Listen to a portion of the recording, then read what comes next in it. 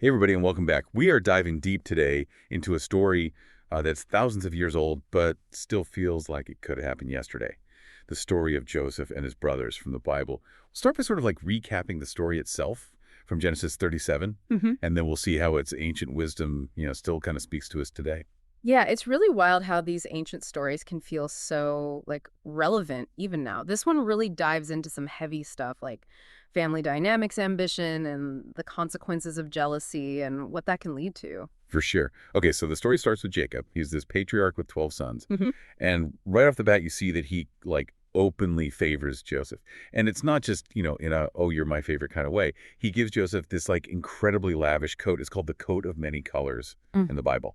And it's, basically this huge symbol that screams, this is the chosen one. Yeah, it wasn't just like a nice gesture or anything. It was like this big symbol that really set Joseph apart from his brothers. And predictably, that caused some serious issues between them. Like imagine how resentful you would feel if your dad did something like that, with that constant reminder of who he likes more. Totally. And to make matters worse, Joseph starts having these super vivid dreams about his future. Mm. And of course, he has to share them with everybody. In one of the dreams, his brother's bundles of grain are bowing down to his bundle. And then in another dream, even the sun and the moon and 11 stars are bowing down to him. Yeah, he wasn't exactly subtle. I mean, those dreams, they're obviously symbolic of his future greatness, but telling everyone about them was basically like pouring gasoline on a fire. You could almost hear the brothers thinking, "Oh, so you think you're going to rule over us?" Not a good way to win over your siblings. So of course, the brothers are totally consumed with jealousy at this point. They decide they have to get rid of Joseph once and for all. Their first thought is to kill him. But then they change their mind and decide to sell him into slavery in Egypt. It's really chilling how quickly jealousy can turn into something so dark and serious.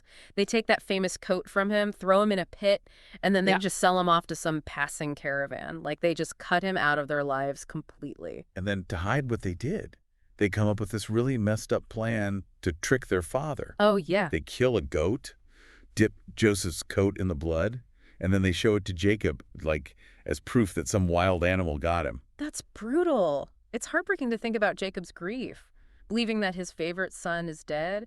The whole story is like this warning about how destructive our emotions can be if we don't control them, both for ourselves and the people around us. Absolutely. It's a cautionary tale about favoritism and jealousy and Yeah. how those things can just ripple outward and affect everyone. Exactly. And the thing is, even though this story is super old, the themes it explores are totally relevant to our lives. I mean, who hasn't felt jealous at some point or seen favoritism happen in their own family or at work or with friends? That's so true. Oh. So how do you think this story from so long ago can help us in the 21st century? What wisdom can we learn from all this family drama? I'm really interested to hear your thoughts on this. Well, one thing that really sticks out to me is how important fairness and equity are in our relationships. When Jacob showed such blatant favoritism, it poisoned the whole family. It created a toxic dynamic that led to violence and lies. So it makes you think, how can we be more aware of our own biases and try to treat everyone equally? Hmm. Yeah, and it's it makes you wonder, even in families that seem pretty healthy and functional, are there little subtle ways that favoritism is playing out? Maybe even in ways we don't realize. It's definitely something to think about. Yeah, for sure.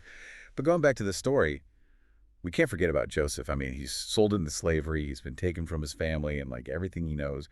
Talk about a traumatic experience. Totally. But here's where things get really interesting. Instead of just giving up or getting all bitter and resentful, Joseph is actually incredibly resilient. He's resourceful. He finds ways to thrive even in this horrible situation. Seriously. He's basically thrown into survival mode. hmm And he ends up in this really wealthy Egyptian official's house, a guy named Potiphar. Right. And even as a slave, you can see his talents. He's obviously a hard worker, responsible, and Potiphar really starts to trust him. Pretty soon, Joseph is running the whole estate. That's So. amazing. But of course, things can't stay good forever, can they? And that's where Potiphar's wife comes into the picture. Oh, yeah. She totally has the hots for Joseph. This is where things take a pretty dramatic turn. Yeah. So Potiphar's wife, she tries to seduce Joseph, but he's super strong in his values. He refuses her advances. You have to admire his integrity. Yeah, but that integrity ends up costing him big time. Sadly. She gets all vengeful and scorned, Right. and she ends up falsely accusing him of assault. And just like that, Joseph is thrown in prison. It's come on, every time he gets ahead, something bad happens. It's true. It almost feels unfair. But even in prison, Joseph doesn't lose hope. He keeps his head up, and he ends up earning the trust of the warden there, too. He's actually put in charge of all the other prisoners. It seems like he just has this natural ability to lead and inspire trust.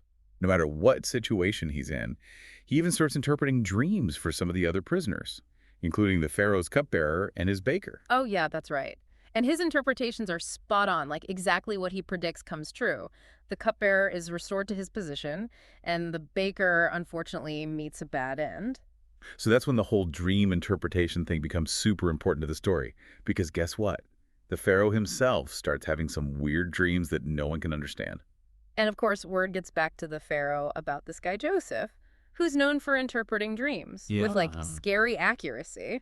So they bring Joseph out of prison. He stands before the Pharaoh, and he just confidently lays out the meaning of the dreams. That must have been an intense scene. Oh, yeah, for sure. So what did the dreams mean? Well, Joseph tells the Pharaoh that they mean 7 years of abundance are coming, like super good harvest and prosperity. But after that, there will be 7 years of famine, like severe drought and hardship. Wow, what a prediction. Right. But what's even more impressive is that Joseph doesn't just interpret the dreams. He also gives the Pharaoh a whole plan to prepare for the famine, like stockpiling grain and other resources during the good years, so they can make it through the bad years. So he's not just a dream interpreter, he's also a strategist. Exactly. Well, the Pharaoh is like completely blown away by Joseph's wisdom. He decides to appoint him as his second in command, basically like the most powerful guy in Egypt after the Pharaoh himself. Wow, talk about a comeback story.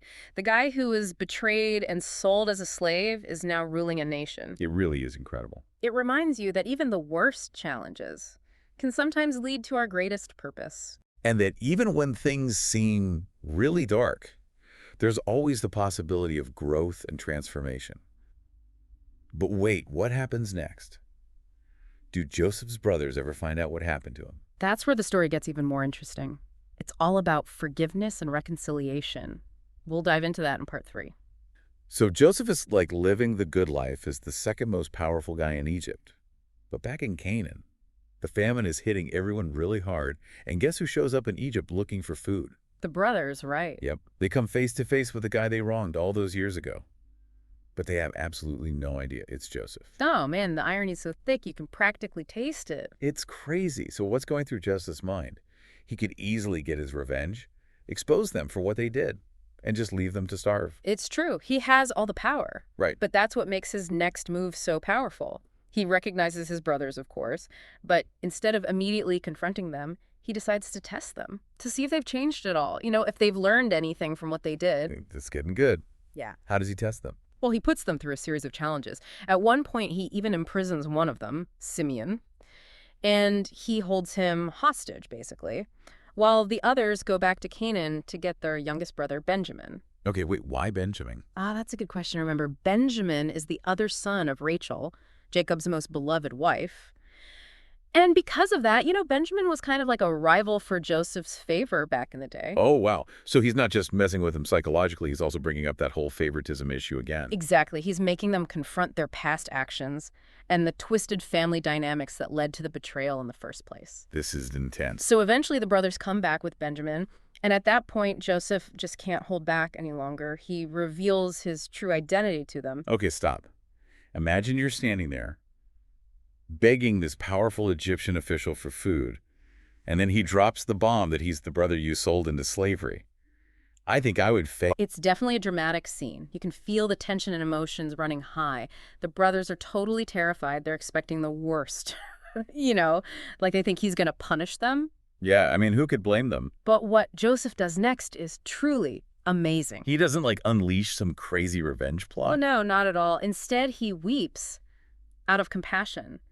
And he says to them, "Do not be distressed and do not be angry with yourselves for selling me here, because it was to save lives that God sent me ahead of you." Wow, that's powerful.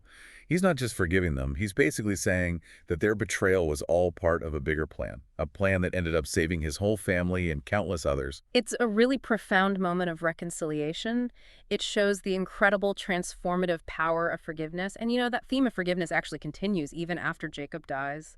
The brothers are afraid that Joseph will change his mind and seek revenge now that their father's gone. Oh man, that's so sad. They're still carrying so much guilt and fear. They are. But Joseph reassures them again. He says, "Don't be afraid. Am I in the place of God? You intended to harm me, But God intended it for good to accomplish what is now being done, the saving of many lives. Wow.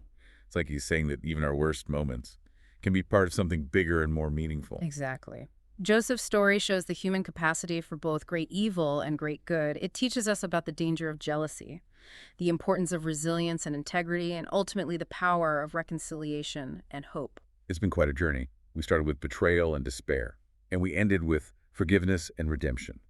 This ancient story is just full of timeless wisdom that we can all learn from. Absolutely. So Yeah, next time you're struggling with jealousy or resentment, remember Joseph. Remember that holding on to anger will only hurt you in the end, and that forgiveness, even though it can be really difficult, is often the key to a better future.